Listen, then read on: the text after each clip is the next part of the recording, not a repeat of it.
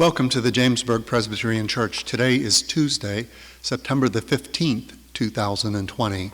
Today we're taking up chapter 2 of the book of Ruth. One of the things that I like about the book of Ruth is how deliberate the book was written. It's told by a master storyteller, and while there is an economy on words, it's not a really long book, there is a profound development of contrasts. This versus this. Today, one of the contrasts has to do with knowing. The Hebrew word is the word yeda, and it has to do with knowing and not knowing. And we'll see that throughout the story, this chapter. The book of Ruth also deals with the question: who is family? Who is your real family? We're going to see also a contrast between cling, stay close to, stay with, stay near, versus forsake, leave, abandoned. These are going to be some of the words or some of the ideas that are contrasted in this book. We begin to see some behavior on the part of a new character we're going to meet. His name is Boaz. And we're not told immediately what prompts Boaz's behavior. Here's what happens in chapter 2. Naomi and her daughter-in-law Ruth, who is a foreigner, Ruth is from the land of Moab, and just as a reminder, the people of Moab were mortal enemies to the people of Israel, but both of them have come back to Bethlehem from the land of Moab. Both of them are widows. And they've been here approximately 7 weeks now. Both of them are struggling economically.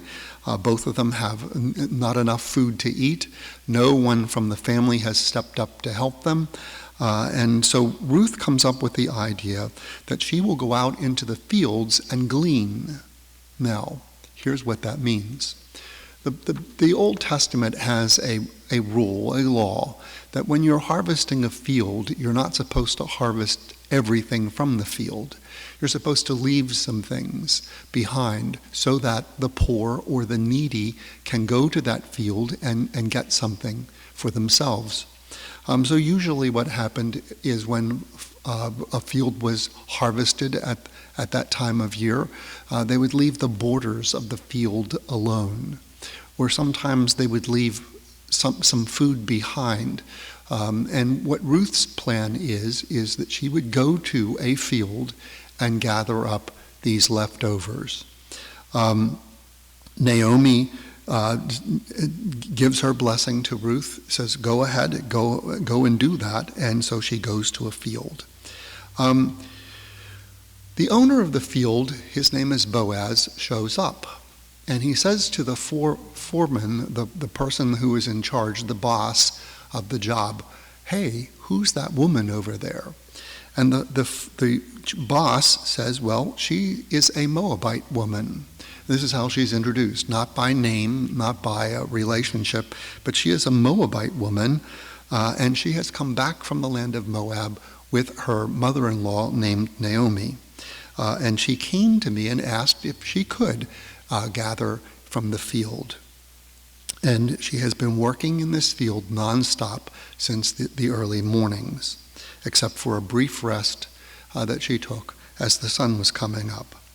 So what we're told in the Hebrew text is that Boaz is some sort of relative to Elimelech, who is Naomi's husband.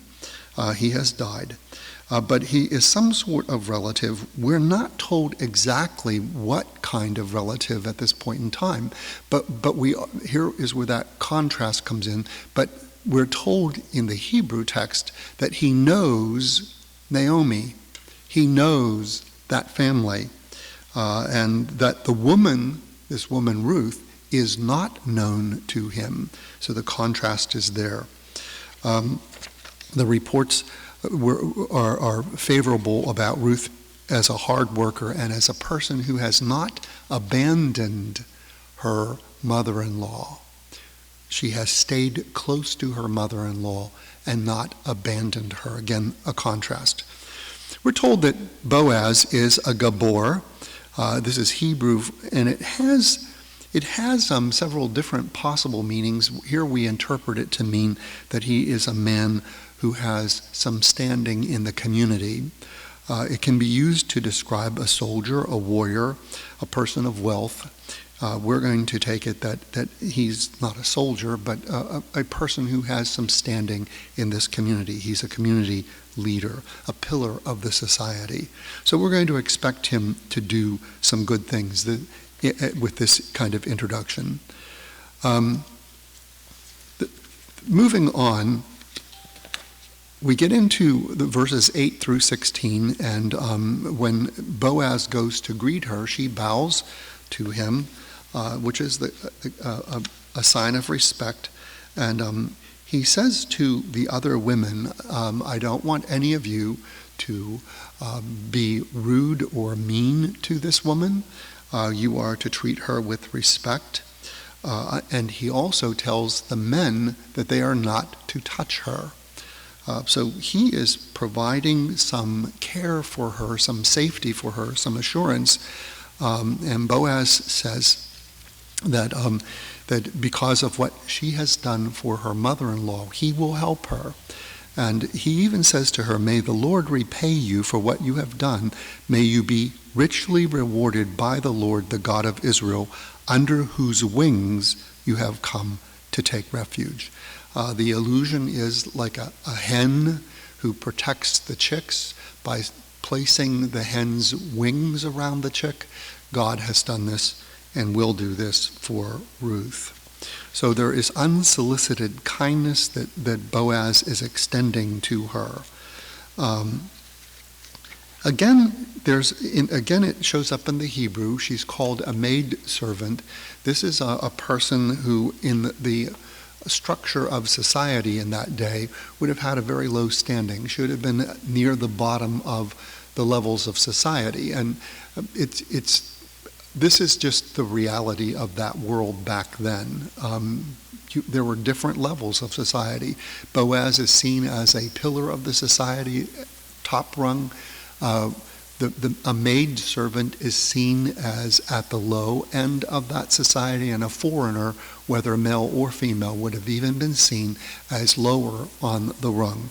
So Ruth comes to this story or to this field as a person who has no status at all. Boaz is granting her at least the status as one of his workers, evening the playing field with the other women and men who are working for him. So she is able to glean food. Boaz also gives Ruth additional food and offers her drink. And this is a kind of kindness that suggests that Boaz is offering her a place in his clan or family, be it ever so low. Even as a maidservant, he is offering a foreigner some status. And when he again tells his men not to touch her.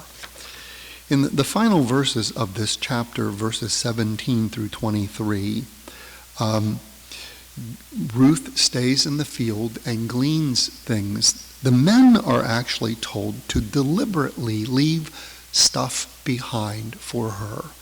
So not only is she taking the unharvested grain along the borders of the field, she is also able to get some grain in the middle of the field that has been left behind. When she goes home, she says to her mother-in-law, Naomi, that she has been working in a field owned by a man named Boaz. Naomi immediately recognizes the name and says, this man is a close relative. He is one of our kinsman redeemers. Maybe suggesting that something is going to happen in the remaining two chapters. Naomi says to her daughter-in-law, it will be good for you to go with the girls, stay close to them, so that you are safe. And so Ruth's plan is to continue going back to this field. Ruth is able to bring home about a half bushel of barley. This is a grain that can be used to make bread. In addition to this, she is able to bring back some parched grain. This is grain that has been cooked by Boaz for her and Naomi to eat. So they have moved from hopeless and helpless to a position of hope and possibility for the future, as they now are able to experience and appreciate the care that Boaz is extending to them by virtue of his permitting them to be in the field. The word for close relative, the Jewish word, the Hebrew word, is goel. And goel can mean a number of things. In Jewish law, a goel is a person who has some specific responsibilities for the family. So this would be kind of the head of the family, and that person has the responsibility of caring for the family, but not just caring for them in times of danger, and not just a kind of laissez-faire kind of care, but actually it's a very active kind of care. It's a redeeming kind of care, a rescue kind of care, a buyback kind of care.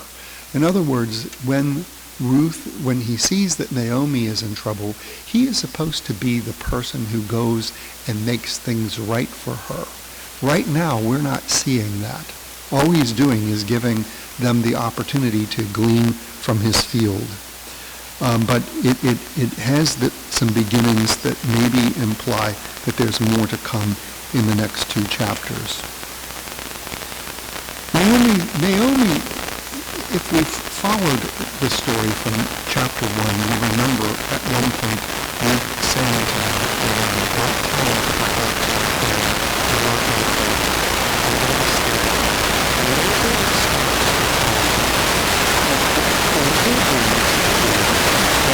It's either that she stopped raising this particular issue of going back to Israel, or she just stopped